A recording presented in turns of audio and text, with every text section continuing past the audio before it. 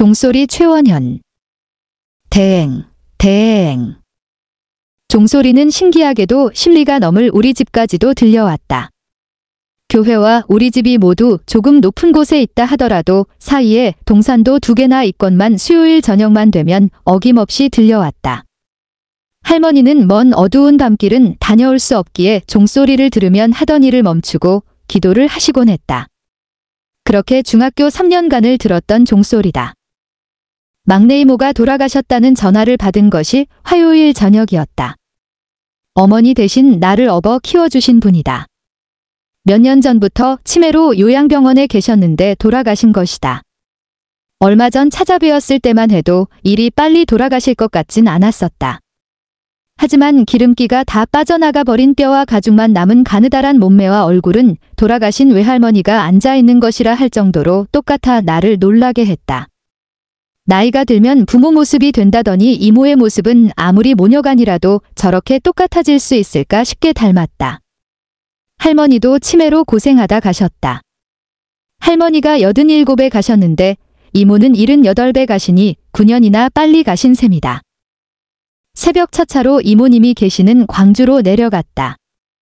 성공한 새아들의 문상객들이 줄을 잇고 있었다. 빈소에서 이모님과 마주했다. 10여 년 전에 찍었다는 소라 색 한복 저고리를 곱게 입은 영정사진 속에서 이모는 환하게 웃고 있었다. 원현이 왔냐? 오느라 고생했겄다.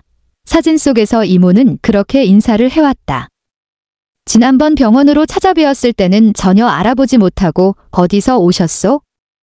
누구시오? 하던 이모였는데 오늘은 반갑게 아른 체를 하며 맞아주고 있다. 순간 어린 날 들었던 교회당 종소리가 들려왔다. 깜짝 놀라 주위를 둘러봤다. 하나 종소리가 들려올 만한 곳은 없었다. 그런데 이모가 조세도 교회 잘 댕기냐 하시는 게 아닌가? 네 할머니가 세상 천지에 내 의지될 만한 것이 하나도 없다면서 교회로 너를 데리고 갔단다. 이모는 웃는 얼굴채로 조근조근 할머니 얘기를 했다. 그러고 보니 곱게 차려입은 모습도 외할머니 모습이다. 참 정갈하신 분이었다. 십리 황토끼를 하얀 버선에 하얀 고무신을 신고 장에 다녀오셔도 어찌 걸음을 하셨는지 버선에 흙 한 점 튀지 않았고 결코 버선코를 넘어선 흙도 없었다. 사람들은 그런 할머니를 신기해했다. 그러나 세월의 장사는 없다더니 연세 들어가며 자신이 누군지도 잃어버렸다. 그 길이 뭐가 그리 좋다고 이모가 또 그 길까지 따라 걸었다. 해서일까? 내 어린 날 들었던 종소리로 나를 일깨우고 있는 것이다. 하필 누구도 대신할 수 없는 일로 장례 마지막까지 보지 못하고 발걸음을 옮기는 내 등 뒤로 괜찮다. 받승께 되었다. 잘 살아라 이모의 목소리가 종소리처럼 들려왔다. 왜 종소리였을까? 아마 이모도 나도 멀리 떨어져 살았기에 멀리 퍼지는 종소리처럼 여운을 붙잡고 살았다 함일까? 그렇다고 누가 그 그리움의 끈을 흔들어 종을 쳐줄 것인가? 잘 사냐? 잘 살아라 할머니와 이모 두 분 모두의 한결같은 물음이고 순하디순한 그분들만의 나에 대한 축복이고 소원이었다. 나는 두 분의 목소리 여운을 내 가슴에 울리고 있는 종소리로 들으며 두 분 바람에 의미 담긴 잘 사는 일을 남은 내 삶 동안 꼭 지켜가야 한다. 그런데 그분들이 말씀하신 잘 사는 것은 어떤 것일까? 할머니는 평생 나만을 바라보며 사셨다. 참판댁 장손녀로 태어나 어린 날에는 온갖 부러움을 다 받으며 사셨지만 바람처럼 나다니시는 할아버지 만나 결혼 후에는 어렵게만 사셨다.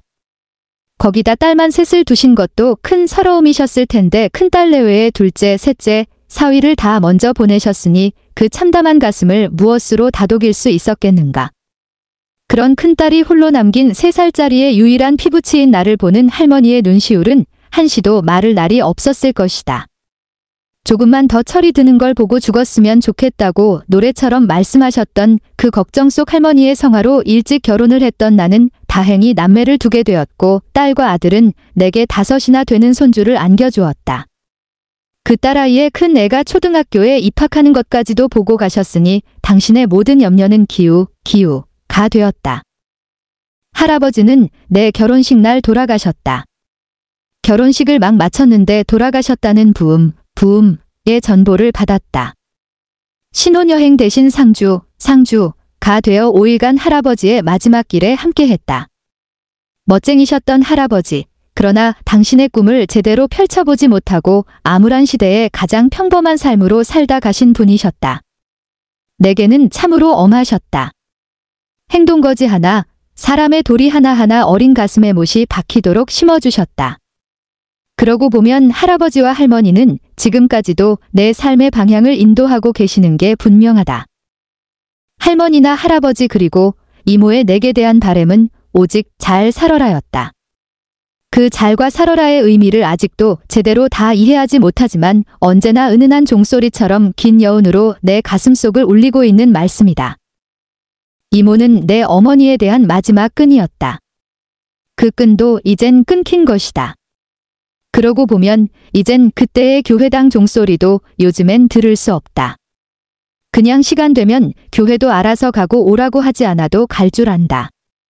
그러나 오라거나 그렇지 않거나 관계없이 울리면 그 의미를 생각했었고 한 번쯤 마음도 가다듬었던 옛날의 그 종소리. 이모님은 마지막 가시는 길에서까지도 내게 그 울림을 상기시키셨는데 사실 이모님이 내게 들리던 마지막 종소리였던 것 같다. 그마저 끊긴 지금 이제는 그 여운으로나 살아야 할까? 소라색 한복 저고리를 입고 고운 미소로 나를 보던 이모님. 수요일 저녁이면 들려오던 종소리에 손 모으고 나를 위해 기도하시던 할머니, 행동거지 하나하나 조심하라며 가르침 주시던 할아버지. 지금 생각하면 그 모든 게 다 나를 바로 세워주던 종소리였다. 그런데 긴 여운으로 들려오던 그 종소리조차 이젠 자꾸만 놓치는 것 같다. 그런 나는 누구에게 얼마큼의 어떤 종소리가 되고 있을까?